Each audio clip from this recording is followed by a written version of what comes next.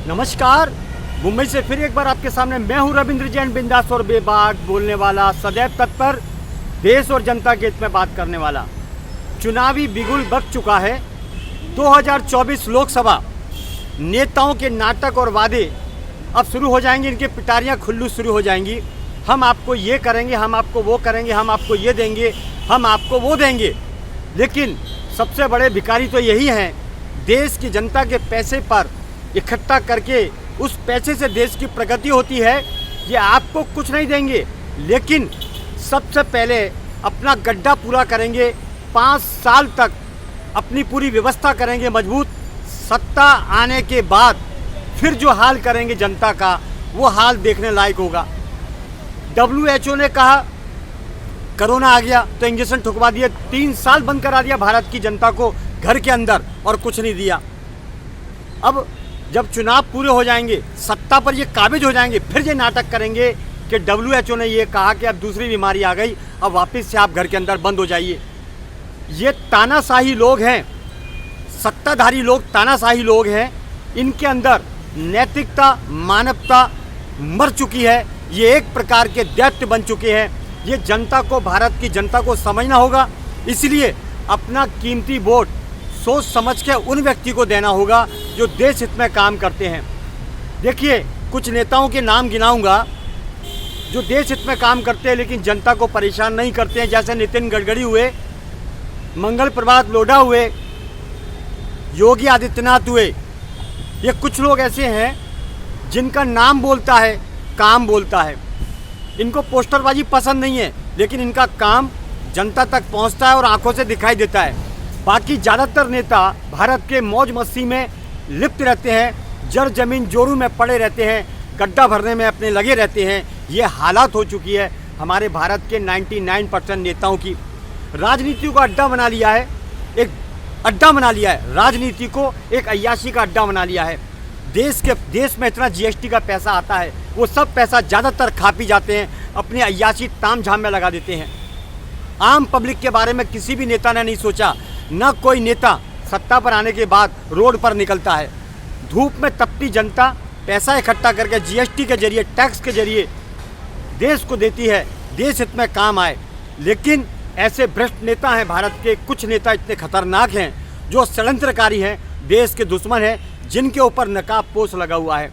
सफ़ेद पोश जरूर हैं, लेकिन उनके अंदर काला दाग है। अब आप समझ लीजिए, गद्दार तो हर जगह होते हैं। अब हम आपको ये बताते हैं कि गैर कानूनी काम होते कैसे हैं।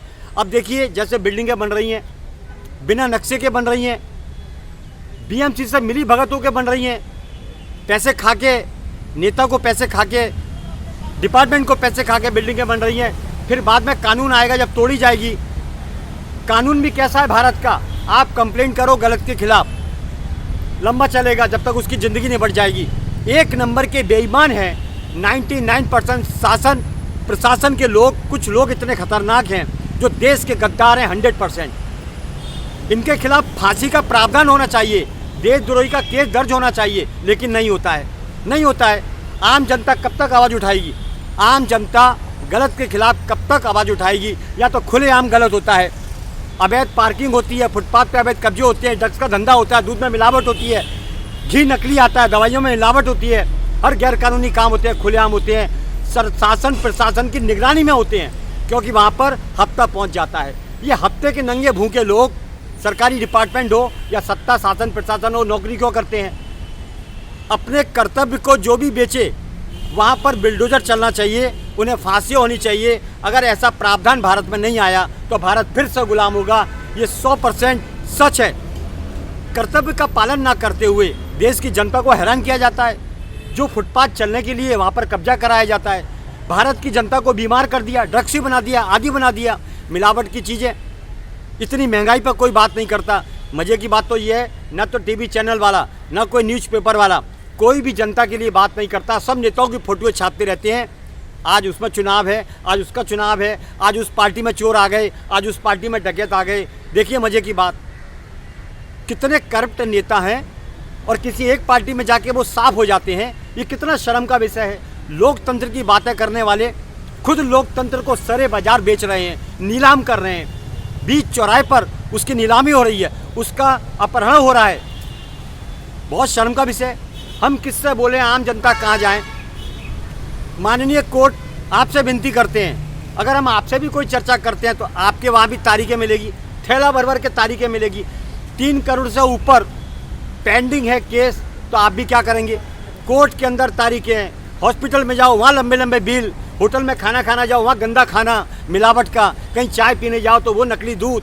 आखिर क्या मजाक बना रखा है भारत में? एजेंसियाँ और सरकार, शासन प्रशासन 100% इसके अंदर कहीं ना कहीं कुछ लोग ऐसे मिले हुए हैं जो देश के गद्दार हैं, भारत के खून की औलाद नहीं है। वो देश की जनता को बीमार करने में तुले हुए हैं, पैसा भरने में तुले हुए हैं, अपने गड्ढे भरने में तुले हुए हैं, देश की मिट्टी को शर्मसार करने में तुले हुए हैं। ये है शासन प्रशासन की काली करतूत का खौफनाक सच। फंसाओ हमें, फंसाओ, कितना फंसाओगे?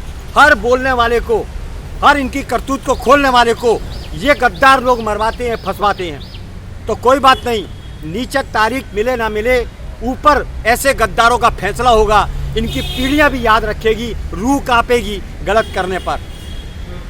हर जगह मिलावट, हर जगह वसूली, हर जगह अवैध कारोबार, दक्षी बना दिया भारत को।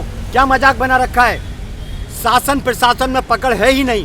क्यों पकड़ नहीं है? जितने भी गैर कानूनी होते हैं, उल्टे सीधे, आप सोचिए ट्रेन धमाके हो या ट्रेन का लुढ़कना, जो भी हो, ये सब नेताओं से जुड़े हुए फंडे रहते हैं, सब मिली भगत। कभी सुशांत का हत्या करना, कभी ये कभी वो, इतने सारी वारदात हो जाती है। लेकिन जो केस खुलना है वही खुलेगा, जो नहीं खुलना है वो कभी नहीं खुलेगा। नेताओं के हाथ में पावर है। अभी तो कोविड निकला है, 3 साल आपको इंजेक्शन ठोके घर में बंद किया है, अभी वापस सत्ता पे आने दीजिए। सत्ता पर आने के बाद ये नेता अपने पावर का फिर गलत इस्तेमाल करेंगे, फिर कोई नया ड्रामा लेके आएंगे, फिर आपको इंजेक्शन ठोकेंगे, जैसा कोविड के अंदर आपको बर्बाद कर दिया। 3 साल घर में बंद कर दिया, घर में बंद रहे।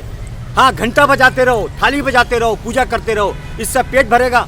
लेकिन सरकार ने किसी को कोई रियायत नहीं दी और हॉस्पिटलों में लंबे लंबे लोग तड़प तड़प के मर गए, बिल चुका के मर गए। लेकिन सरकार को बिल्कुल शर्म नहीं आई। धिक्कार है ऐसे इस भारत की सरकार को, जो भारत, ये भारत, योद्धाओं के भारत, इस भारत को शर्मसार करने वाले उन नेताओं को नर्क मिलेगा। ये बात आप याद रखिए। अमृत पी के कोई भी नेता नहीं आया है, ये भ्रम में न रहे। उसका भी वही बुरा हाल होगा जैसे उन्होंने जनता को तड़पाया है। चलिए, इतना ही काफ़ी है। मैं हूँ हुतात्मा चौक से रविंद्र जैन, देश और जनता के हित में। जय हिंद।